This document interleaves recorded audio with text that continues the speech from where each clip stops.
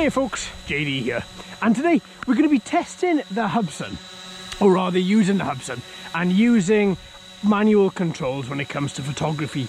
What I do, and I usually take these quads out for the first test flight and then for subsequent flights, I leave everything to auto, quite simply because that is what the majority of people, when they buy a quadcopter, is going to leave their settings at. They're not going to fiddle with them, they're not going to alter the ISO, they're not going to alter the exposure, they're just going to be leaving it pretty much at auto. So that's exactly what I do, so I can show exactly what you get when you leave it on an auto setting.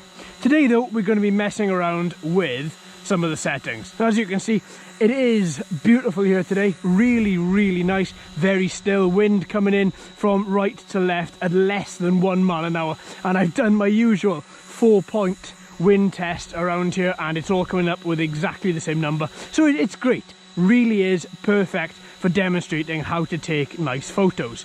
Now the one problem we're going to have is, in order to take nice photos, you have to have as much light as you possibly can into that camera, into the lens, into the sensor, so that you can then take very nice, good photos. The whole sort of the whole practice of taking photos on a quadcopter and taking photos on, say, a DSLR is pretty much the same. So what we're going to be doing today is I'm just going to be walking up this field for a second until you get me in frame. Now we're going to be doing a couple of tests and then I'm going to be going back through the settings in a little bit more with a little bit more information attached to them. So first off, what you want to be doing is, if you are going to be messing around with your settings, you have to know what settings you are going to be using versus the weather that you currently have and the light that you have, and knowing that as you increase your ISO, you're also going to be increasing the noisiness of the finished photo. So what you want to do is go into your settings, go into the little cog at the top there, and then you've got everything set there. Okay, so you've got your ISO, you've got your exposure, you've got your saturation, contrast, sharpness, grid lines. Grid lines I'm going to turn on, because when I first started to learn photography, back about 20 years ago with my first film SLR, I was taught the rule of thirds. Make sure in a grid you have at least something in 3 or more of the grids. That way then you've got a point of interest you've got multiple points of interest for somebody to look at those photos. So today what I'm going to do, usually on a day like today, which is, what time is it? It's about 6:30, 6:45 in the morning. So sunrise was at 6:30, so 15 minutes ago. It's going to be getting brighter. So what I'm going to be doing is I'm going to be setting my ISO. Usually for this I would set it at about 200, maybe 400. What I'm going to be doing today is setting this at 400. As you can see, as I set it, the picture gets a lot brighter, but obviously your noisiness level increases as well. As for exposure, I'm going to be putting that down ever so slightly, and then contrast and sharpness I may increase slightly. I don't want to increase too much because I want to have a good photo at the end of it. So there we go. So that's what we've got so far.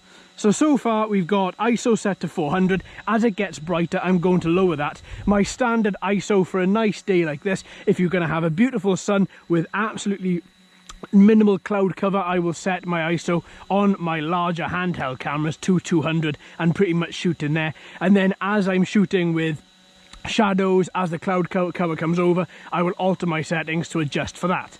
So let's bring it back down, because it's pointless you taking a photo of me up there. You're not going to be able to see much detail. So what I'm going to do is just click on the screen to get rid of that. That's our setting saved. Now, one thing to mention as well, as you move your gimbal, it's going to be getting brighter also, so you have to compensate for that. Now, as you can see, with the current settings that I've set, now okay, a phone is not always the best type of medium to check on, because the pixel density is really quite squashed. It's always going to look better on here than the finished product. But look at the sky. The sky is really white, really piercing. You haven't got much definition in the back. You've got some red and some oranges. That isn't coming through. So what I'm going to do is I'm just going to take a photo there. So I'm going to lower this down a bit, look at the camera, and then take a photo.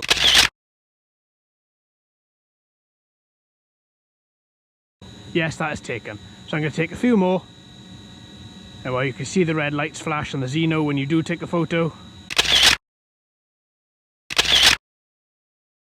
There we go, just to let you know you have taken it. Perfect. Then what I'm going to do is I'm going to drop that ISO level down to 200. There we are. And as you can see, it's very dark. If I raise it again to 300, we get, it's a little bit darker, but I suppose you could brighten it up in post if you wanted to. You just need to make sure that you get yourself the clarity and the quality in the photo there to begin with. Take a photo. I'm going to lower this again. Take a photo. Now, because of the high megapixel edge of the Zino, what you can do is, if you have a good, nice, clear, non-noisy photo, you can zoom in, crop into a little area, and then crop that out, and you are still going to maintain the quality of the photo. That is pretty much the same for any sort of DSLR upwards of 18, 20, 24 megapixels. You can crop right in, as long as you have the data there to begin with and the quality and the clarity in the photo. You can zoom in, crop out your subject, and you still have that really nice clear quality photo. So that is set at 300, moving my levels around a bit. So now we're going to take her up, not far, just a little way, just there. Let's sit there, and already you can see at 300 ISO, if I was to pitch this around a bit, I don't want to point it directly at the sun, because then we've got to adjust our levels again.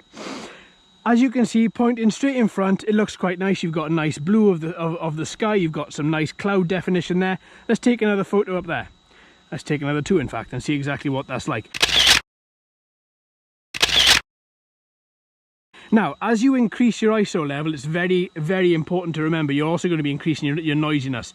So as you increase it up to 3200, see, on a day like today, 3200 is not going to be good. It's not going to be good in any light, to be perfectly honest with you, unless your light levels require it. But at the same time, your photo is going to look very grainy, very noisy, and it isn't going to be up to much. If I move this back down to 1200, you can see still white out, the sky is still white. So that gives you some sort of an idea what happens when you use the wrong levels. Now again, 300, for all I know, 300 may be way too dark, but for the second, what I'm seeing on this screen, 300 looks okay to me. I could raise it to 4, but then I lose some of the definition in the sky. So if I keep it at 300, I get that definition. If I bring it down to 200, now this is my optimal level for a DSLR. For, you know, normally I wouldn't be shooting at this time of the morning. Usually I'd leave it till about 9, 10 o'clock until the sun has been up for a few hours, sitting in a nice place for you to take those nice photos. Now this is 200. I'm going to take 2 photos here, 1 and 2. There we go, at 200. As you can see, we've got definite nice definition in the sky. If I move the gimbal again, you can see the further I go up, the more whiteout you get of the sky and the clouds. That's to be expected. But what I'm most wanting to see is I want to see a nice picture of the field. Now, there's not really anything going on in 3 grids here. We've got a bit of sky, we've got a bit of tree line in. If we start off at the top left, we've got a bit of sky, a bit of tree line, then we've got a bit of tree line fall into the second box, then we've got a start and continuation of the field. You've got a path going round, you can see. You've got the clearing in front of you with a concrete path there. So even though it's not true rule of thirds, because let's be fair, I'm in a green field, it'd be very hard push to get something this high up that actually fulfills that criteria. You can see that it does actually look pretty nice. It does look pretty good. And to be honest with you, if that comes out really nice, I'd be quite happy to stretch that across the canvas and whack it on my wall. So there we go, that's up at 78 foot. So that is very basic levels, how to alter your levels to ensure you get the photo that you want. Actually, if I take it back up, there's one thing I want to try. There we are, let's go back up 80 foot, there we go. So what I want to do is go back into settings, back into photo. Let's alter my exposure a bit. Bring it, make it a little bit lighter. Now as you can see, the more you make your exposure, and the more that you increase your exposure, again, you lose that clarity, you lose that quality. The sky, see, you're losing it. It's very soon, it's just going to be a whiteout mess. So what that may mean is, as you lower your gimbal, if you're just taking a nice photo of the ground and there's no sky, it may actually turn out to be pretty good. But at the same time, what I would always try and do is try and ensure that you leave your exposure as minimal as you possibly can. So I don't want it on 73, so if I bring my gimbal back up, just so I can see exactly how I'm going to be judging this, I want to bring this back down until the sky has got a little bit of clarity and a little bit of quality based on what I'm seeing on my phone. There we go, about 4700. there's no real automatic defaults for any of this. It's down to exactly how the weather and how the day dictates your settings. There really isn't a magic number that I can say, right, okay, whack it on this, bum, bum, bum, bum, and you're done. Because people in the US, you're going to be hitting it up, say, 200 to 400 ISO, exposure levels, if you're using a DSLR, of maybe first dot or -1, -2 on a camera. Whereas to me, here in the UK, where we have these really nice, beautiful sort of minimal brightness starts until about 9-10 o'clock in the morning, that isn't going to sit with us. So it all depends on your day and how your day dictates your photography. So that's just a little look of it on the Zino. I'm going to be using a couple of other quads as well and looking at it on that too. Now, what I'm going to do, we've got 40% battery, but I'm going to take her for a little bit of a spin. I mean, how can you be rude not to, right? So let's just going to wang her around here a few times at full pelt, because I really enjoy what this quad gives us. Now, as you can see, as I fly towards the sun, again, my levels aren't optimal for the sun. So again, you'd have to recalibrate again. But whereas if you're on auto, and don't get me wrong, auto doesn't always give you the best quality or the best output, but at the same time, if you are on auto, then you can have a bit of a better quality, because when you're directing it at a highlight source like the sun, because that way the lens and the camera can dictate exactly what it sees. So it'll alter the brightness, it'll alter the contrast, it'll ensure that the sharpness levels are set as high as they can be, ISO levels are set as high as they can be, everything else is working exactly as it should. But there is something, I think, I much prefer the manual aspect. That way then you can actually just take a little bit more pride in the photos that you look at. You can think, yeah, do you know what, I calibrated that myself, I set it myself, and as a consequence, it's working beautifully. Right then, let's bring you down, Mr. Zino.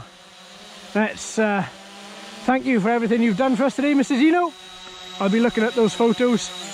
Hopefully we've got some nice colours, some nice contrasts. Hopefully we've got some nice pictures as well. And yes, I know the battery's low, but at the same time, this is just an example of what you can do. And don't forget, there's one very important thing which I haven't said, which is, in order to sell your pictures and your videos online, you need to, at the time of making this recording, you need to have a full quadcopter license. So what I would do if I were you is, any photos you do take, keep as your own private personal collection. Get them made up on cards, get them made up on canvases, give them out to your friends. If it's something that you think they will like, give it to them as some sort of really nice present. So therefore they can actually cherish it, and you know that there's limited quantities going out to your friends and families. Makes it a bit more special.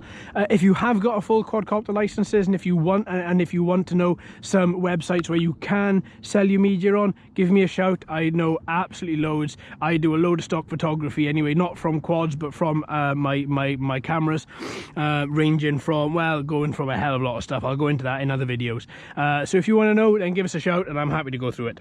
All right, friends. Well, we've downed this bird.